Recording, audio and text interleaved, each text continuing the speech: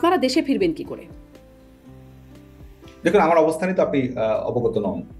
আচ্ছা, আপনি না হয় অবস্থান জানি না আমরা, কিন্তু আমরা অনেকের অবস্থানই জানি। আপনাদের অনেকেই যে দেশে নাই সেই বিষয়টা আমরা নিশ্চিত, এবং কে কোথায় আছে তাদের অবস্থানও অনেকটাই আমরা নিশ্চিত। আপনারা এই যে, এবং আপনাদের যে মানে দলের নেত্রী, সভানেত্রী, সাবেক প্রধানমন্ত্রী শেখ হাসিনা, তিনিও চলে গেলেন, পালিয়ে চলে গেলেন ভারতে।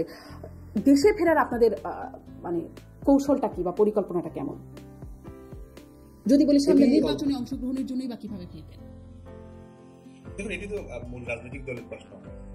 যেটি বিষয় সেটি হচ্ছে যে, আমি যেটি বিশ্বাস করি একজন ছাত্র আন্দোলনের কর্মী হিসেবে, বাংলাদেশ ছাত্রলীগের কর্মী হিসেবে, সেটি হচ্ছে যে কুক্ষিগত গণতন্ত্রকে মুক্ত করার জন্য বাংলাদেশের মানুষ, বাংলাদেশের ছাত্র জনতা অবশ্যই একটি শান্তিপূর্ণ আন্দোলনের মধ্য দিয়েই এই সরকারের পতন নিশ্চিত করবে, এবং রাজনৈতিক দল অবশ্যই জনগণকে সাথে নিয়ে এই অপশক্তির বিরুদ্ধে, এই অবৈধ অসাংবিধানিক সরকারের বিরুদ্ধে প্রতিরোধ করে তুলবে।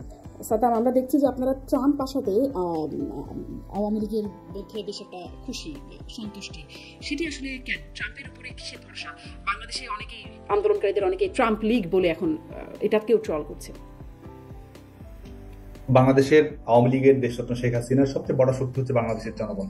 জনগণের ঐক্যবদ্ধ প্রতিরোধের মাধ্যমেই আমরা আমাদের কুক্ষিগত গণতন্ত্র হোক, আমাদের সাংবিধানিক কুক্ষিগত গণতন্ত্র থেকে মুক্ত করা হোক, সাংবিধানিক ধারাবাহিকতা হোক, জনগণের নির্বাচিত প্রতিনিধিত্বমূলক শাসন ব্যবস্থা, সেটিতে বাংলাদেশ প্রত্যাবর্তন করবে বলে আমরা দৃঢ়ভাবে বিশ্বাস করি। আন্তর্জাতিক রাজনীতির যে সমীকরণ, সেটি তো অবশ্যই আমরা মনে করি যে শেখ হাসিনার সরকারের যে সার্বিক গ্রহণযোগ্যতা, শেখ হাসিনা সরকারের আন্তর্জাতিক সূচকগুলো উত্তীর্ণ হওয়ার ক্ষেত্রে তার যে সাফল্য, সেটির প্রেক্ষিতে স্বাভাবিকভাবে বাংলাদেশ আওয়ামী লীগের সঙ্গে শেখ হাসিনার যে বৈশ্বিক নেতৃত্ব, সেটির প্রতি একটা আস্থার প্রতিফলন যে কোনোখানে ঘটবে বলে আমি মনে করি।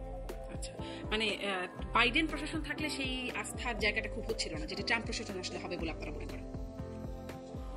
আমরা কিন্তু আবারও বলছি যে, এটি প্রথম কথা হচ্ছে যে জনগণই সংগঠনের সবচেয়ে বড় শক্তি, এবং জনগণই এখানে নেতৃত্ব প্রদান করবে।